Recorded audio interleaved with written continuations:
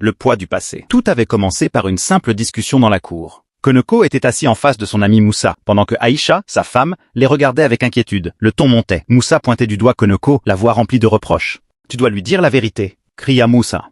Koneko gardait le silence, les mains tremblantes. Aïcha sentait que quelque chose de grave se cachait derrière ces mots. Le soir même, la tension explosa. Moussa, hors de lui, criait au visage de Koneko. Il venait d'apprendre que Moussa avait menti sur son passé, sur une ancienne promesse non tenue. La colère éclata comme un orage, mais dans ses yeux, il y avait plus de douleur que de haine. Pourtant, quelques mois plus tôt, tout était différent. Moussa et Aïcha s'étaient mariés dans la joie. Les sourires illuminaient la salle, les invités applaudissaient, et ils croyaient que rien ne pourrait briser leur bonheur. Ce jour-là, ils s'étaient jurés fidélité et vérité. Mais les secrets finissent toujours par sortir. Un matin, Moussa découvrit des affaires cachées dans une valise. Des vêtements de femme, des papiers, des preuves d'une double vie que sa femme avait essayé d'enterrer. La colère éclata. Aïcha, en larmes, porta la main à sa bouche, incapable de croire ce qu'elle voyait. « Pourquoi ?» murmura-t-elle. « Le temps passa. La vie frappa encore plus fort. La maman de Moussa tomba gravement malade. À l'hôpital, branché à des machines, il regardait Moussa avec des yeux fatigués. Toute la colère avait disparu. Il ne restait que la fragilité humaine. Moussa lui tenait la main. « Pardonne-moi » souffla-t-il. Quelques jours plus tard, Moussa et Aïcha se retrouvèrent à nouveau dans la cour, comme au début. Cette fois, il n'y avait plus de cris. « On peut encore reconstruire » dit Moussa d'une voix calme. Aïcha le regarda longuement. La douleur était toujours là, mais l'amour aussi. Parfois, la vie brise pour mieux enseigner. Et parfois,